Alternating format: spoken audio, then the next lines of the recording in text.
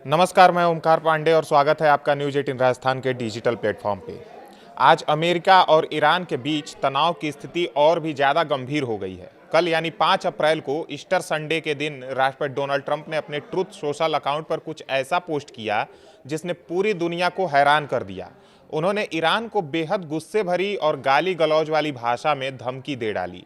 Trump ने लिखा कि मंगलवार को ईरान में पावर प्लांट डे और ब्रिज डे दोनों एक साथ होगा। ऐसा कुछ होगा जैसा पहले कभी नहीं हुआ। स्ट्रेट ऑफ होर्मुज को खोलो वरना तुम नर्क में जाओगे, बस देखते रहो। इस पोस्ट में ट्रंप ने गाली गलौज वाली भाषा का भी इस्तेमाल किया था जिसे हम यहाँ नहीं बता सकते। उन्होंने पोस्ट के अंत में प्रेज टू बी अल्लाह भी लिखा। यह भाषा किसी भी देश के राष्ट्रपति के लिए बहुत ही असामान्य और अपमानजनक मानी जा रही है। उन्होंने पहले भी ईरान को अल्टीमेटम दिया कि 48 घंटे में स्ट्रेट खोलो वरना भारी हमले होंगे, और अब मंगलवार शाम 8 बजे तक का समय दिया है। दरअसल होर्मुज स्ट्रेट दुनिया का सबसे महत्वपूर्ण जलमार्ग है जो फारस की खाड़ी को खाली समुद्र से जोड़ता है।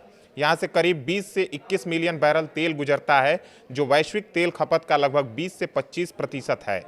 फरवरी के अंत में जब अमेरिका और इजरायल ने ईरान के खिलाफ सैन्य कार्रवाई शुरू की, तब से ईरान ने इस रास्ते को लगभग बंद कर रखा है।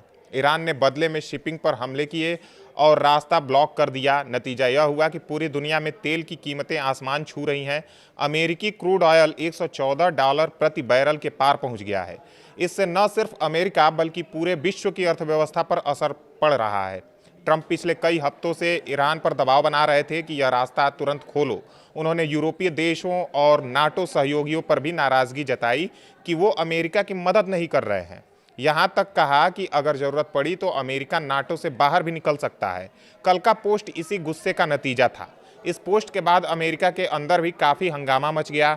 कई बड़े नेता ट्रंप पर जमकर टूट पड़े और उनकी मानसिक स्थिति पर सवाल उठाने लगे।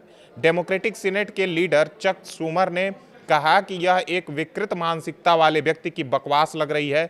उन्होंने लिखा कि ईस्टर के दिन जब लोग चर्च जा रहे हैं तब अमेरिका का राष्ट्रपति सोशल मीडिया पर पागलों की तरह रैंपेज कर रहा है।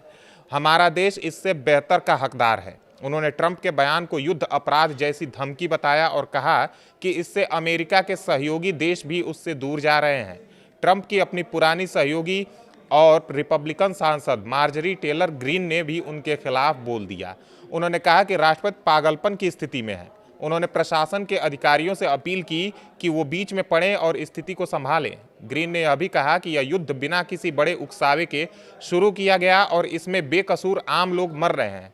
वरिष्ठ सीनेटर्स बर्नी सैंडर्स ने इसे और भी सख्त शब्दों में निंदनीय बताया। उन्होंने कहा कि यह एक खतरनाक और मानसिक रूप से असंतुलित व्यक्ति का बयान है। कांग्रेस को तुरंत हस्तक्षेप करना चाहिए और इस युद्ध को तुरंत रोक देना चाहिए। सीनेटर क्रिस मर्फी ने तो सीधे संविधान के 25वें संशोधन का जिक्र कर दिया। उन्होंने कहा कि अगर वो कैबिनेट में होते तो ट्रंप को पद से हटाने की प्रक्रिया शुरू कर देते। उनका कहना था कि ट्रंप की यह स्थिति पूरी तरह असंतुलित है और इससे और बड़े पैमाने पर जान माल का नुकसान हो सकता है। वहीं इस पूरे घटनाक्रम को लेकर ईरान की तरफ से भी तीखा जवाब आया है। ईरान की संसद के स्पीकर मोहम्मद बगेर गालिबाफ ने कहा है कि राष्ट्रपति ट्रंप के ये लापरवाह कदम पूरे इलाके को आग में झोंक देंगे।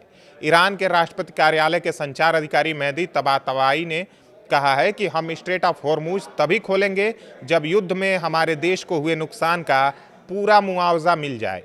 उन्होंने ट्रंप के बयान को हताशा और गुस्से में दिया गया बेहद अशोभनीय बयान करार दिया। आपको बता दें कि कल ही एक और बड़ी घटना हुई थी। ईरान में एक अमेरिकी पायलट का जेट गिरा दिया गया था जो दुश्मन क्षेत्र में फंस गया था। अमेरिकी सेना ने एक जोखिम भरे ऑपरेशन में उसे बचा लिया। ट्रंप ने पहले इस रेस्क्यू की तारीफ की, लेकिन उसके कुछ ही घंटों बाद ही यह गुस्से भरा पोस्ट उनकी तरफ से दिया गया। वर्तमान में स्थिति बेहद तनावपूर्ण है। तेल की कीमतें बढ़ रही हैं। होर्मुज स्ट्रेट के मुद्दे पर पूरी दुनिया की नज़र है और नेताएं अपनी प्रतिक्रियाएं दे रहे हैं। ईरान ने चेतावनी दी है कि अगर हमले बढ़े तो होर्मुज से आगे का शिपिंग रूट भी खतरे में पड़ सकता है। इजरायल पहले ही ईरान के 120 से ज़्यादा ठिकानों पर हमले कर चुका है और अभी तक कोई नई बड़ी अपडेट नहीं आई है। लेकिन मंगलवार शाम को ट्रंप का दिया डेडलाइन खत्म होने वाला है। अगर ईरान नहीं माना तो आगे क्या होता है यह देखना बाकी है। यह युद्ध अब न सिर्फ सैन्य बल्कि कूटनीतिक और आर्थिक स्तर पर भी बहुत महंगा साबित हो रहा है। आपको क्या लगता है, क्या ट्रंप का यह आक्रामक और गाली भरा अंदाज सही था? या स्थिति इससे और भी बिगड़ रही है? क्या कांग्रेस को इसमें दखल देना चाहिए? आप अपनी राय कमेंट बॉक्स में जरूर बताएं। धन्यवाद।